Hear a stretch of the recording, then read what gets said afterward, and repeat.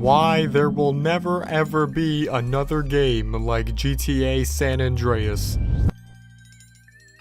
You can say games progressively get better with graphics, and as we advance we create more extreme, good-looking games, along with an even more advanced and realistic setting that they take place in. But overall, in my opinion, and in general logic, that's not exactly what defines how good a game is. And there are certain games that simply could never be ousted.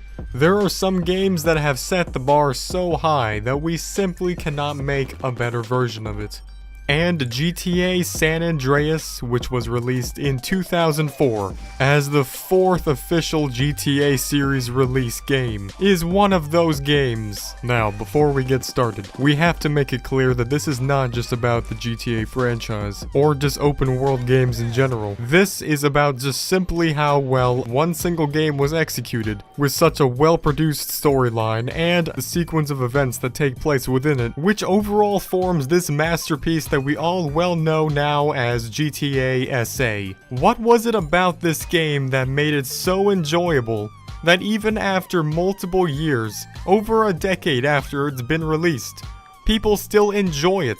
Or at the very least, enjoy references to it in pop culture, such as the almost non-stop production of new memes regarding the game, or particular scenes that occurred in the game. All we had to do was follow the damn train, CJ. And also the stable amount of popularity and interest the game has maintained for over 15 years since it was originally released. Not even in any other forms of media such as the box office or any other game company that keeps track of the sales and productions of brand new games and how well they do in the market do we see anywhere near this kind of a success rate for such a long amount of time with one single game or one single production. Even Avengers Endgame, the movie, sizzled out in popularity only after a couple months of it being released, which for reference became the second and soon-to-be most profitable movie of all time. We could see that definitely a long-term success rate is definitely more effective than just a short burst.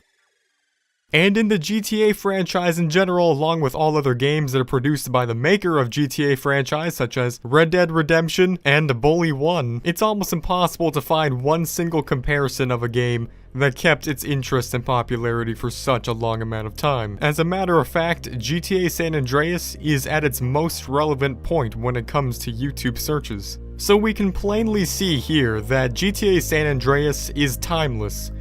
What is it about this game that just sinks into the hearts of so many people over such a long amount of time? Was it the opening sequence of the game? Oh shit, here we go again. Was it Big Smoke's legendary order at Clucking Bell? 2 number 45s, 1 with cheese, and a large soda. Well, in all fairness, I do have a pretty big bias when it comes to all of this, and I think that's pretty much the same for anyone else who was born within the time period to have actually enjoyed games like this as they were growing up, and the main reason is just because they simply came out during that time. I could just sit here and tell you that, well, the game is super popular because it's nostalgic and lots of people still like playing it because of that. Mostly everyone got yelled at by Big Smoke for not following the train correctly as a child, so they just kept wanting to do that over and over again. But of course, it's not that simple, is it? Or maybe it is. But I hope not, because otherwise, how am I supposed to make a 10-minute video out of this? Well, to first figure it out, we need to dive into the concept of what makes open world games so enjoyable and so popular at the same time. We can see with all kinds of other open world sandbox mission gameplays that they all do pretty much the same thing. When they're launched, people enjoy them for a little bit and then all of a sudden they lose interest,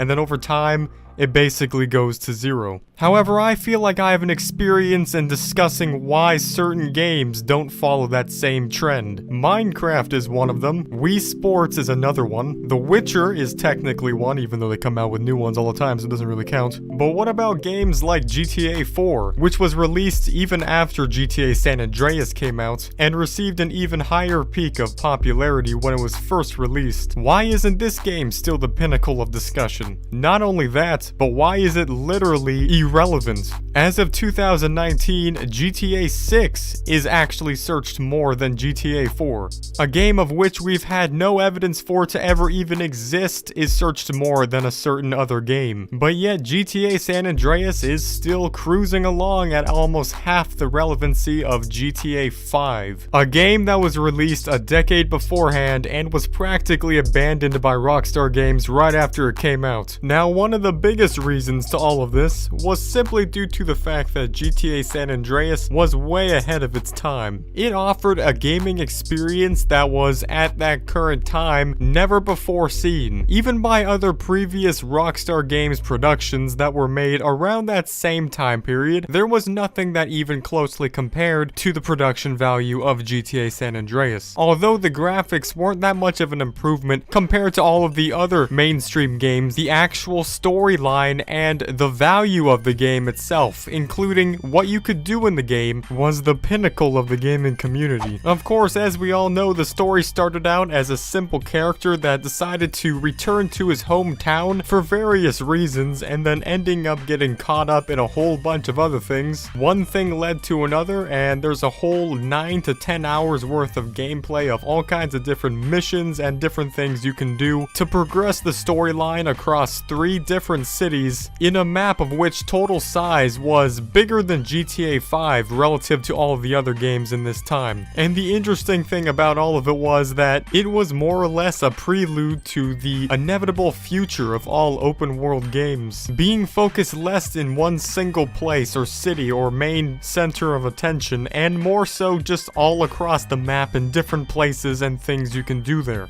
As we could see more of this style being used in more recent examples such as Red Dead Redemption and even GTA 5 to a certain extent. So because of all of these factors, a lot of people were instantly interested with the game and decided to play it right when it came out. And since there is such a large target audience just to begin with, that means there was a large audience that stuck with the game as well.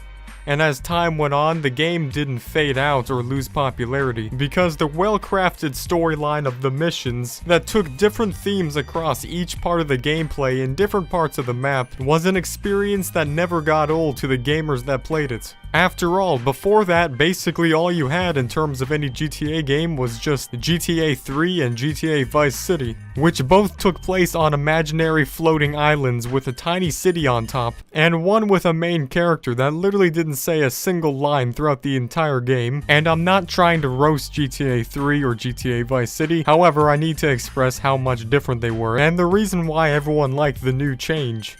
Now, I'm pretty sure that at least half of the people watching this video are an extreme fan of the Oh shit, here we go again.